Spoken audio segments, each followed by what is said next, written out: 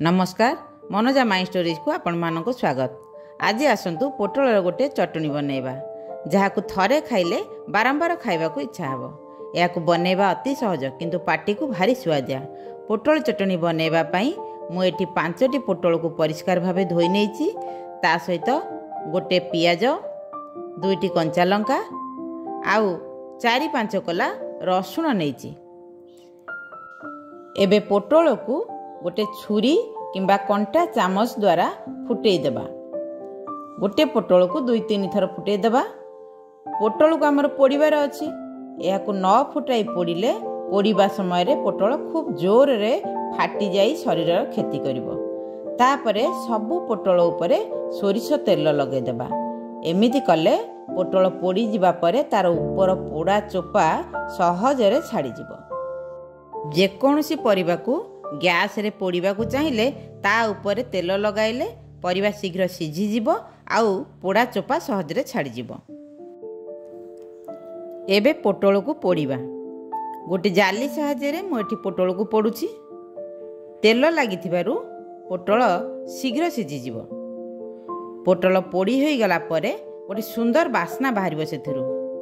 जेतेबेले आमे जानि परिबा जे पोटलटी ठीक भाव में पोड़ी जाइछि बोली। ताकू कंटा चामच साहाय्य रे एपट सेपट करी भल भाव में पोड़ीबा। आट ए टाइम सबु पोटल पोड़ी हेबनी तेणु मु 2-2टी करी पोटल को पोड़ुची। देखंतु एई भली भाव में आमे पोटल सबु पोड़ी देबा। भल भाव में पोटल पोड़ीबा दरकार नचे पोटल कंचा रहिले भल लागिवनी। एबे आमे रसुण पोड़ीबा। रसुण सामान्य पोड़ीबा दरकार। बेसी पोड़िले रसुणर स्वाद आदम भल लागिवनी। एबे आमे पियाज को पोड़ीबा।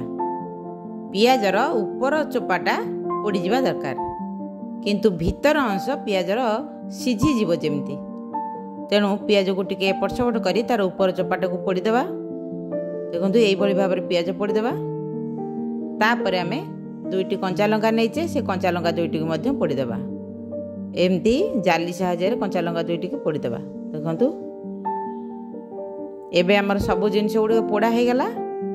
एबे सेथिरु पोड़ी जाइथवा चोपा गुडी को सफा करिबा।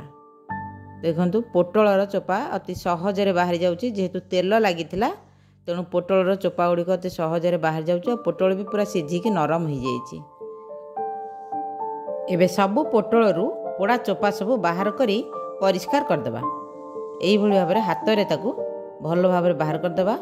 पोटलर 2 मुंड मध्य छिड़ेई देबा नचे छिड़ा टाण लागिवो। देखंतु एई भली भाबरे पोटल सब चोपा छड़ेई देबा।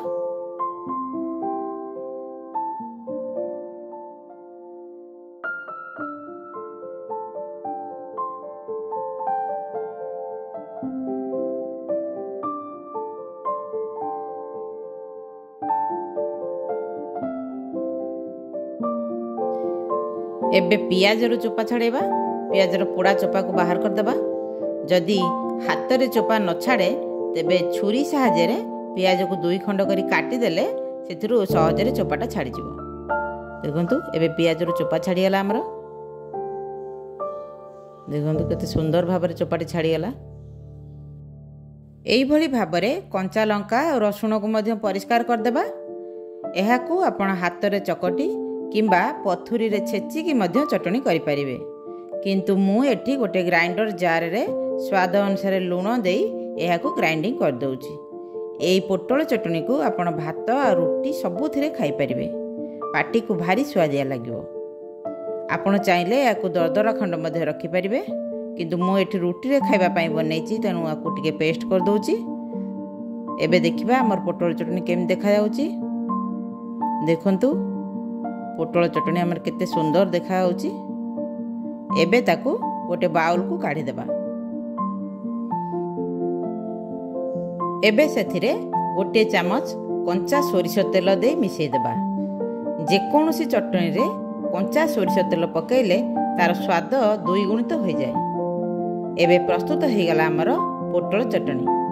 आपण माने घरे निश्चय बनांतु आ यार स्वाद निजे परखंतु। आशा करे वीडियोटी आपण मानकु निश्चय भल लागिथिबो। वीडियोटी भल लागिथिले लाइक शेयर करने को भूलिबेनी। जदि प्रथम थर पर मो चैनल मनोजा माई स्टोरीज को देखुंट तेबे यह सब्सक्राइब कर दिंतु। रहुची नमस्कार।